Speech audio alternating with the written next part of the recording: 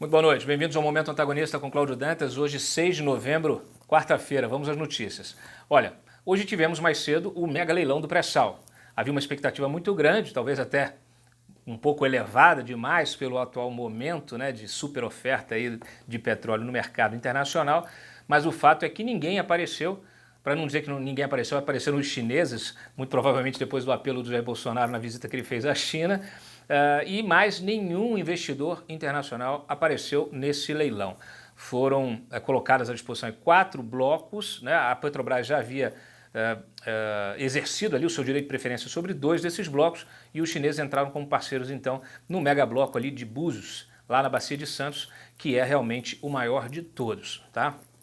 Além de Búzios, a Petrobras também arrematou Atapu. No caso de Itapu e Sépia, simplesmente não houve interessados. Então, essas duas áreas serão depois recolocadas aí em leilão, aí já provavelmente em outro modelo, porque tudo, gente, todo o problema envolvendo esse regime aqui, talvez esse fracasso, vamos dizer assim, do ponto de vista econômico, tem a ver com o modelo de partilha, modelo aí da cessão onerosa, aqui a gente está tratando de excedentes da cessão onerosa, a gente explicou tudo isso no site ao longo do dia. O fato é que esse é um modelo que é herdado do PT, foi mantido aí em função de uma série de acordos políticos, acordos que envolvem o Congresso Nacional, que envolvem governadores, que envolvem prefeitos, né? Por quê? Porque todo mundo está interessado nos royalties, né, do petróleo desses leilões e da exploração, obviamente, né, dessas áreas,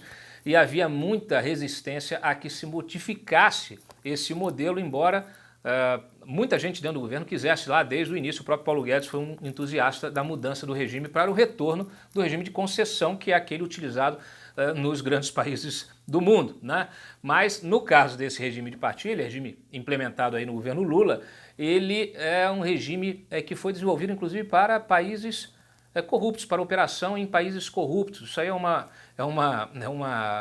coisa que é conhecida no mercado. O fato é que esse era o modelo implementado, foi mantido em função de acordos políticos que envolveram até a aprovação da reforma da Previdência, né? A gente sabe aqui que o Congresso bateu muito na tecla dessa questão dos royalties para poder aprovar a reforma da Previdência.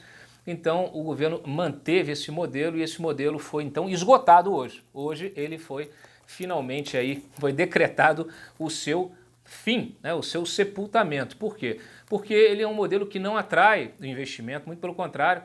O investidor ele entra como parceiro da Petrobras, paga para entrar, tem depois de renegociar isso com aquela empresa que se criou do pré-sal, Petrobras, pré-sal, não sei o que se criou, que vai ser extinta também, e fica sempre ali nessa relação ali de dependência. Então é um modelo que inclusive não traz benefícios para o país, tá? Esse modelo está esgotado, ele será extinto e o leilão de hoje, embora tenha sido, vamos dizer assim, tenha sido considerado aí uma espécie de fracasso do ponto de vista econômico, embora não seja também um fracasso, mas ele também é um sucesso por exclusão, né? Porque você mostra que a ineficiência desse regime e passa a ter força, né, política, inclusive para modificar esse regime e implementar um novo, muito mais moderno, muito mais eficiente.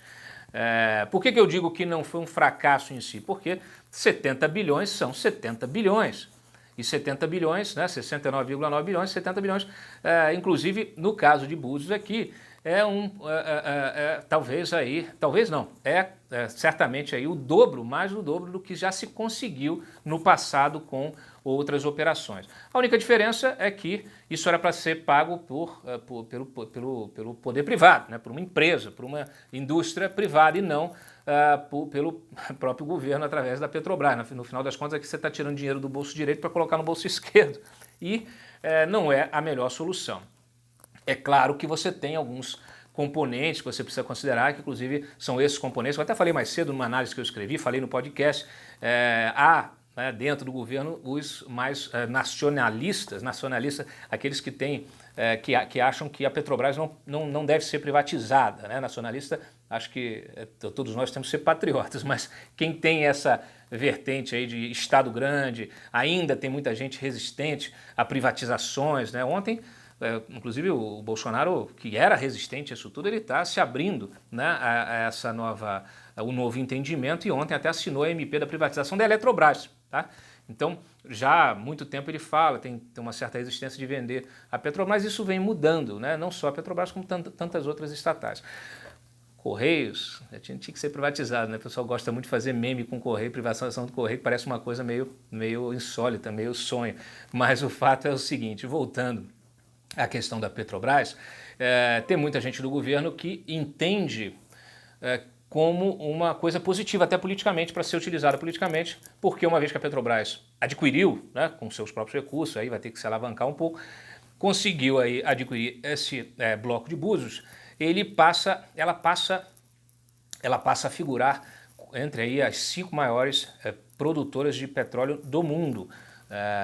Óbvio que isso tem o seu preço e a gente precisa entender que você ter essas reservas todas não significa muito do ponto de vista aí da eficiência da empresa, né? Num momento, inclusive, que a empresa vem executando um plano de desinvestimento para se recuperar. A Petrobras tem se recuperado desde, né, do estado de quase aí falência que foi deixada pelo governo do PT. Acho até engraçado, né? Porque hoje, assim que aconteceu o resultado aqui, teve o resultado final, os petistas, pessoal do PSOL, do PCdoB, PDT, todo mundo foi para as redes comemorar, né, como se fosse realmente um fracasso. Não é um fracasso, mas eles foram comemorar e criticar o governo, criticar o modelo que eles mesmos implementaram. Então, é um cinismo sem fim. Essa gente precisa ser desmascarada, porque, de fato, o que se... Além do petrolão, né, nós tivemos todo um modelo ultrapassado sendo implementado aí, que só favoreceu, obviamente, a corrupção, né? A corrupção em diversos níveis. Hoje aí a gente até agora mesmo, depois de ter passado as piores fases da Lava Jato, né, ou as melhores fases da Lava Jato, mas a gente até hoje tem denúncia do MPF do Rio de Curitiba, né, do Ministério Público de Curitiba, da Lava Jato de Curitiba, em função de coisas até pequenas, menores, né? Há muitas áreas ainda que a Lava Jato precisa explorar mais, toda a área de comercialização também, né, do trade, e também a área, não só essa área de exploração, de abastecimento. Eu estava falando um dia desse sobre a área de afretamento de navios, tudo tem corrupção, tudo tinha corrupção, né? A gente não viu aí ainda, as investigações entraram para a área de comunicação da Petrobras, na área de propaganda, né, que também foi um terror, a gente sabe que foi um terror. Então, assim, realmente é uma empresa que virou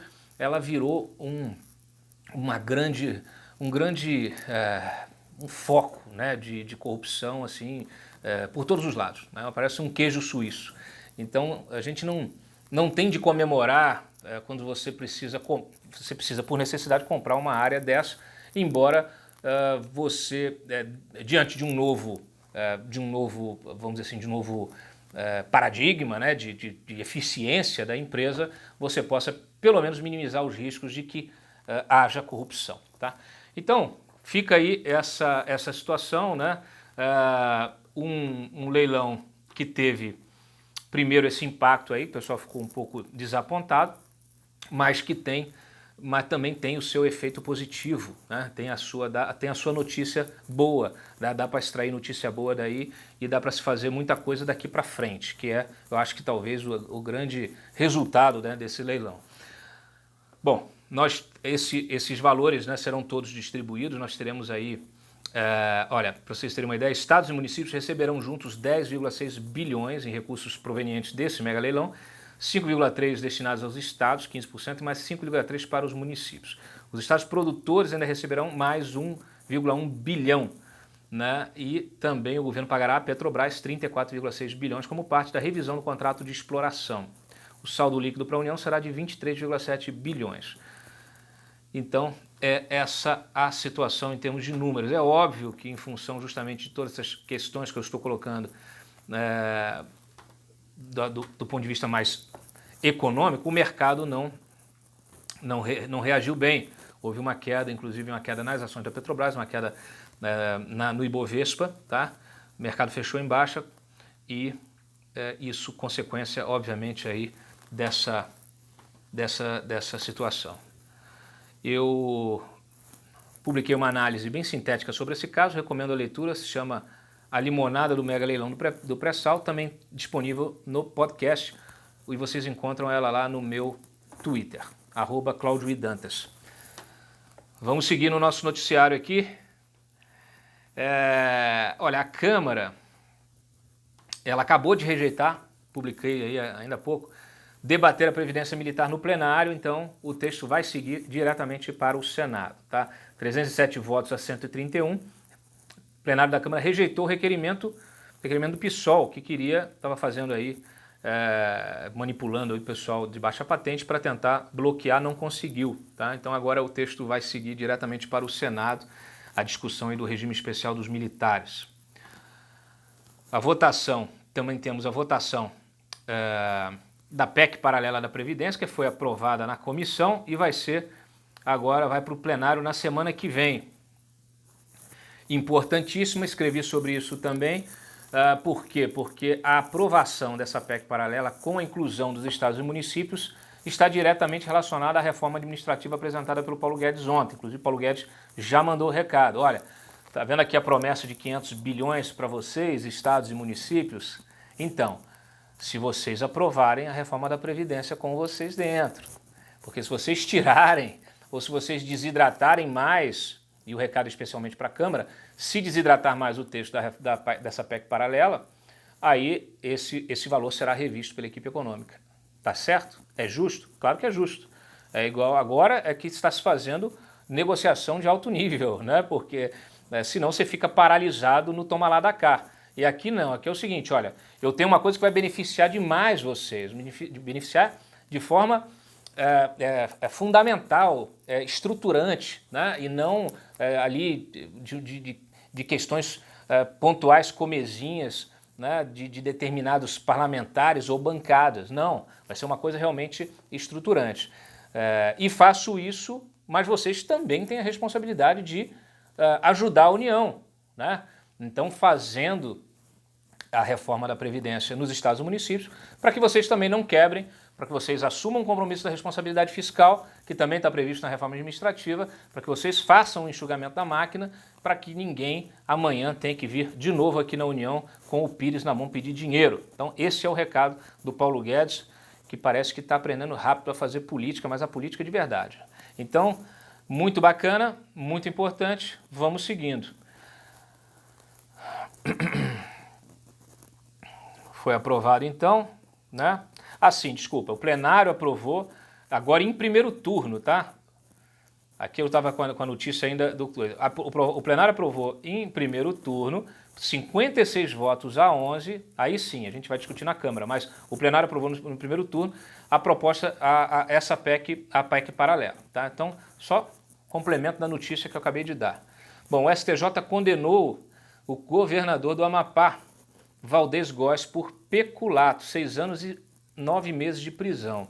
Foi acusado de atrasar pagamento aos bancos de parcelas descontadas dos salários dos servidores para quitar empréstimos consignados.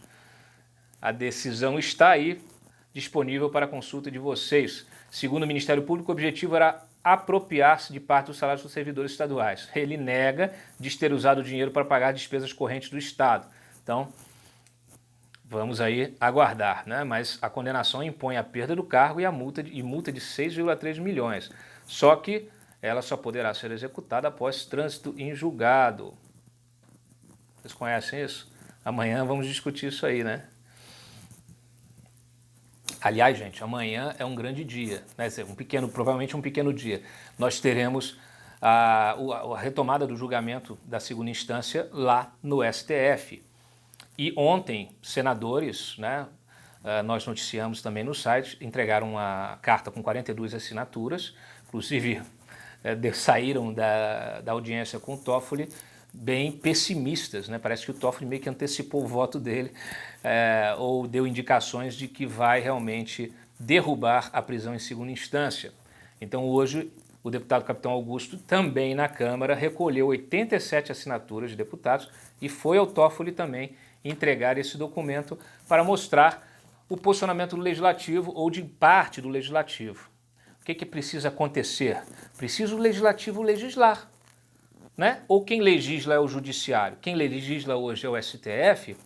Então, para que serve Senado e Câmara?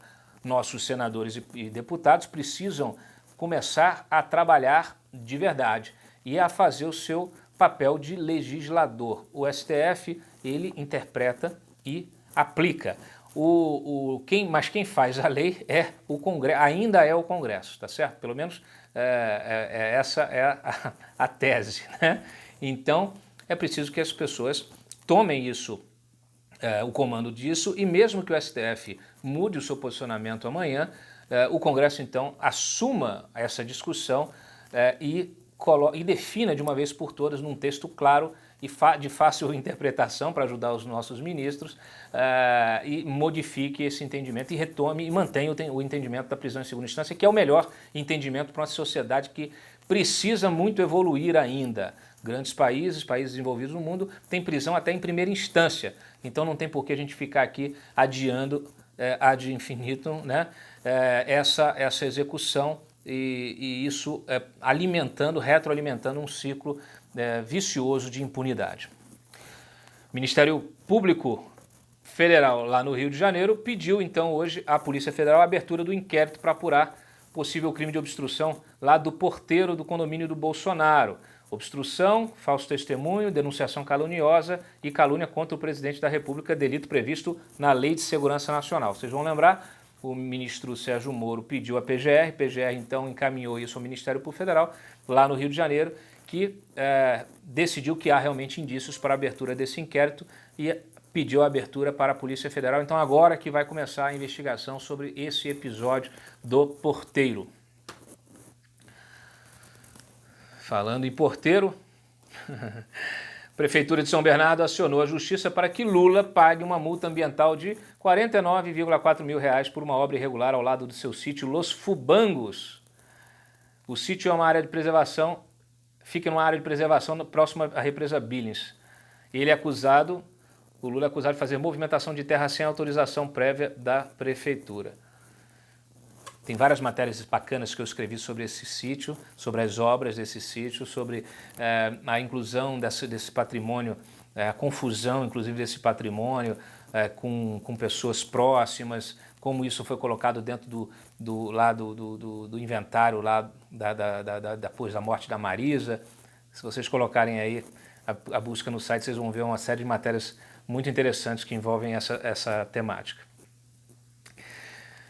O STJ também hoje concentrou em Sergipe as ações contra a União por vazamento de óleo. Então, o ministro Francisco Falcão decidiu reunir lá na Justiça Federal de Sergipe ações que exigem medidas mais efetivas da União para conter danos de vazamento. Afinal de contas, toda hora estava surgindo uma em um local diferente. Agora, a investigação do vazamento continuará lá na Justiça Federal no Rio Grande do Norte. Então, gente, essa é a situação. Bom, o Fachin, né, hoje, que é véspera do julgamento, pode acabar com a prisão em segunda instância, defendeu, em conversas com a imprensa, com jornalistas, a manutenção do atual entendimento. Ele explicou os argumentos que apresentou em favor da execução após condenação em segundo grau. A impossibilidade do STF e do STJ reexaminarem fatos e provas, a irrazoabilidade de dar efeito suspensivo aos recursos levados a 2 tribunais superiores, tá? E também, bom, aí tem os detalhes disso, mas também disse que não vê um efeito catastrófico com o fim da prisão em segunda instância. Ele disse o seguinte: eu entendo que não, porque a eventual alteração do marco temporal para execução provisória não significa, em lugar da execução provisória, quando for o caso, seja decretada a prisão preventiva nos termos do artigo 312 do Código Penal. Então, não vejo esse efeito catastrófico se indica. Ele defendeu, se prevalecer a tese, que ordene antes a soltura dos advogados, dos condenados, os juízes examinem caso a caso. Bom, o que ele está dizendo aqui? Está dizendo o seguinte: o juiz sempre vai ter a possibilidade de determinar a prisão preventiva do réu ali, do condenado, se ele representa um risco para a sociedade, um risco para a instrução penal, enfim. Então, o que acontece? Você está lá, tem lá o Eduardo Cunha, que está preso. Ele tem uma preventiva, tem 1 ou 2 ou 3, enfim. Ele tem preventiva nas costas. Mesmo que terminem com que acabem com a prisão em segunda instância, claro que os advogados vão recorrer, mas o risco representado pelo Eduardo Cunha permanece. Assim como permanece também o do Lula, né? Que continua sendo um risco para a sociedade, né? Então, essa é a interpretação do Fachin. Talvez seja uma forma também de encarar a coisa com um pouco mais de serenidade. Disse que ninguém vai sair declarado inocente, isso não significa anulação de nada, mas que, enfim, é preciso analisar caso a caso. Ele acha então que não vai haver essa abertura aí das portas do inferno, né, dos presídios, para que as pessoas voltem, esses criminosos invadam as casas, as suas casas e as dos nossos vizinhos, as nossas dos nossos vizinhos, que invadam nossas ruas e nossa rotina. É isso aí, minha gente. Mais uma vez agradeço a audiência, compartilhem o vídeo, curtam o canal, me acompanhem lá no Twitter, @ClaudioEdantas, e espalhem para os amigos. Eu volto amanhã em mais um Momento Antagonista. Tchau!